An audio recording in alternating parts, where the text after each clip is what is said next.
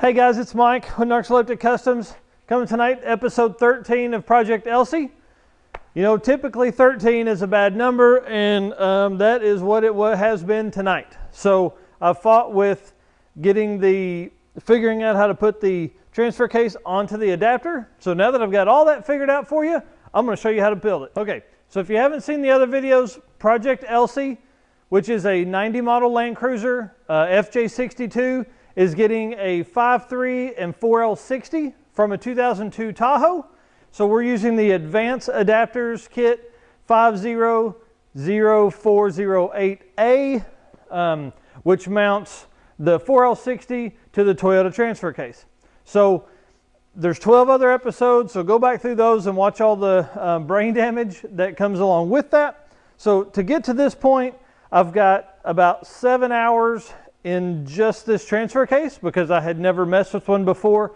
So there's a full video coming on that, on how to disassemble the Toyota Land Cruiser transfer case.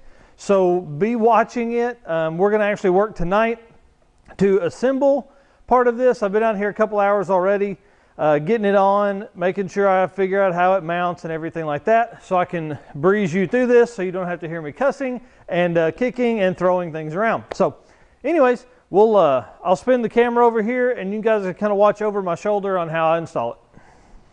All right, so I'll get you over here behind me. Now, a couple things I want to point out. Obviously, make sure your gasket's on right. But there was a snap ring that went here that made sure the depth of the bearing here was good. So, and then also they have I've removed the snap ring so I can get this to sit flush. And then also they have a spacer here, and I'll show you how it works here in just a minute.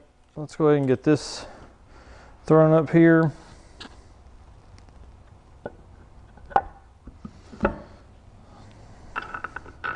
Now, the reason you have to pull the whole transfer case apart on a Land Cruiser is because of these super sweet bolts that are on the inside of the transfer case that bolt it to the transmission. Trying to do this without mashing my fingers like I did a moment ago. Okay, that one started. Make sure this is on there right.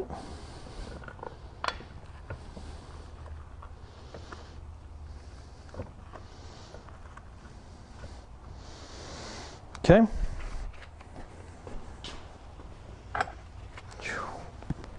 Starting to get cold out here without the heat on.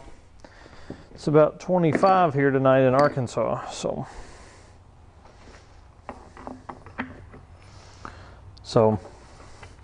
this is a splined gear.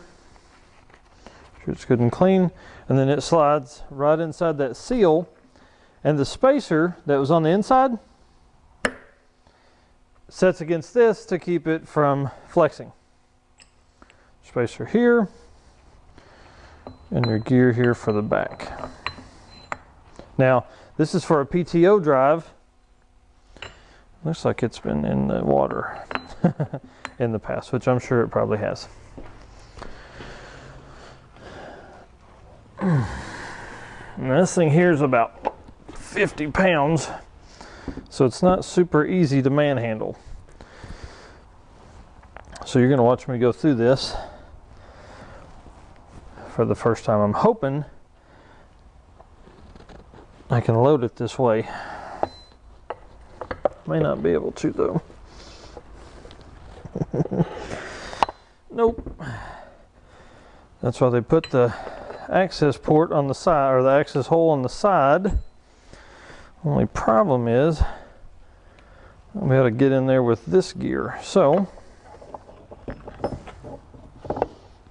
we're going to go ahead and mount that gear.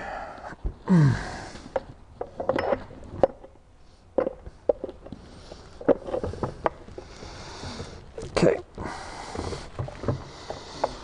So what I've done is the gear is on the shaft, but it's obviously not in the other one. So I'm going to pan you over here.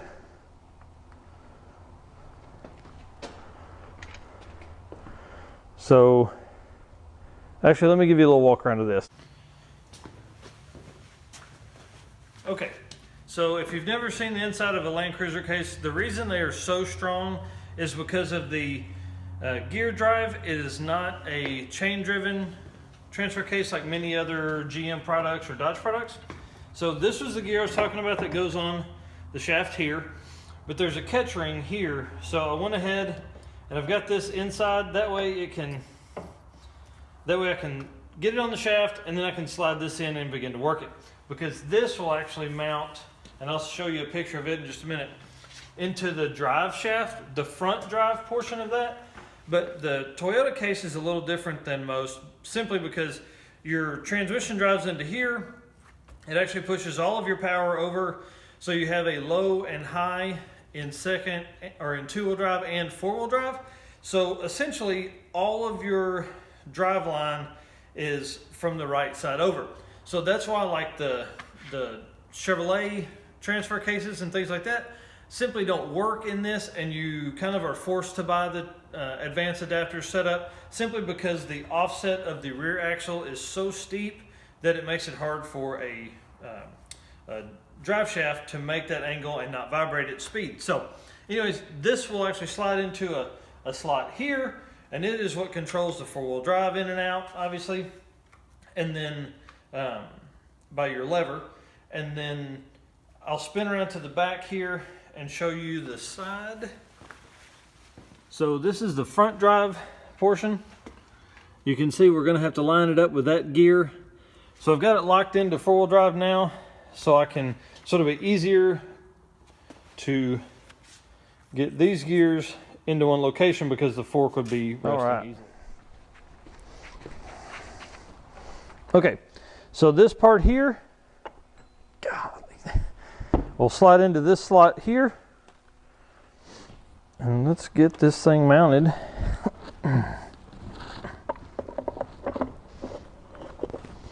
Okay.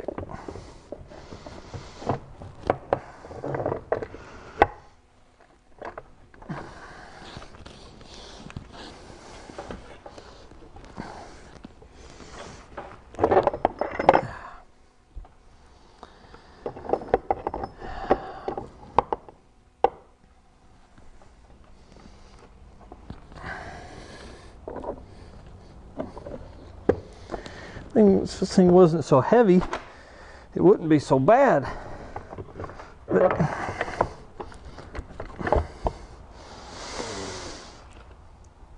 whoo-hoo, just about screwed it up there. Oh, hey, look at that. That could have been bad. Could have pissed me off, is what it could have done. Let's see if we can get this back in here. Get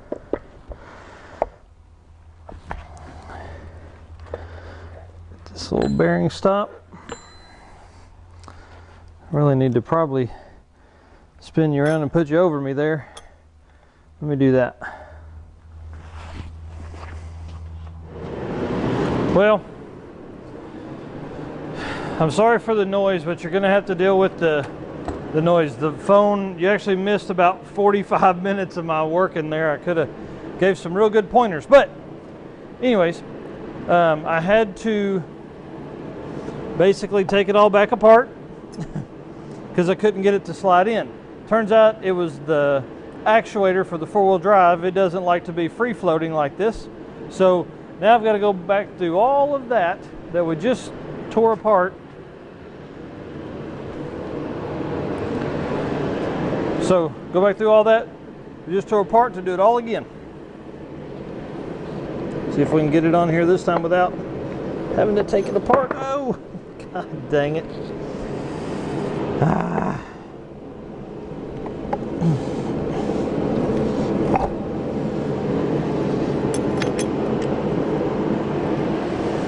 All right, you gotta kind of wiggle it on.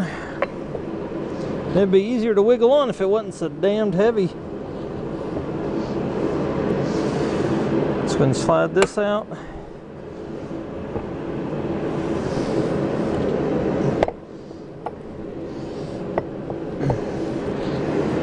This is the time when another set of hands would really be helpful.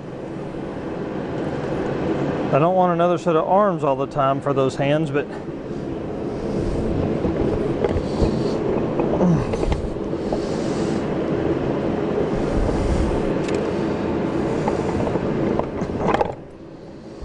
okay. Make sure we kept everything on, and we did.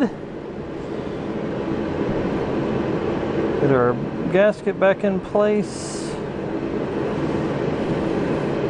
I'm gonna ease this bad boy on in here.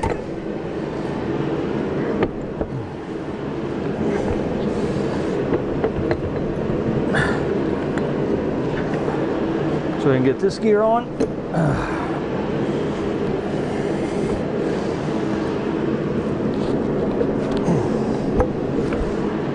Come on now. This is the hard part, right? Just lining this gear up. Ah! There we go. Whew.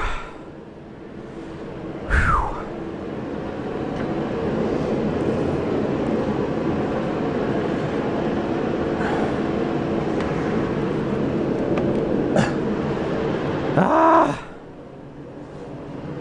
This is what it did to me earlier. It wouldn't go all the way back together. Whew.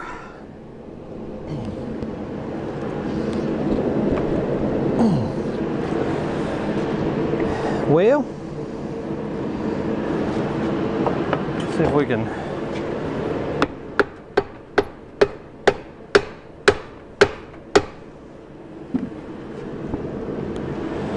Okay.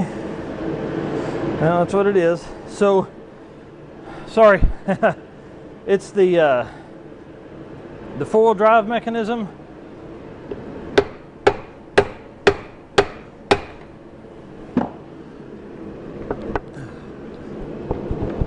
Come on. All right. So, great news. Transfer case is back on, at least in partial form right now. Now it's a matter of finding which bolts go where, and so, alrighty, I'll give us a quick recap and we'll go from there.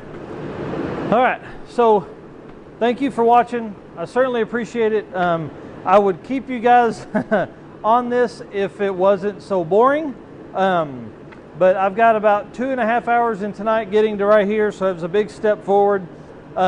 The next step will be obviously to get the bearing in here in the back, get this part sealed back up, and then start.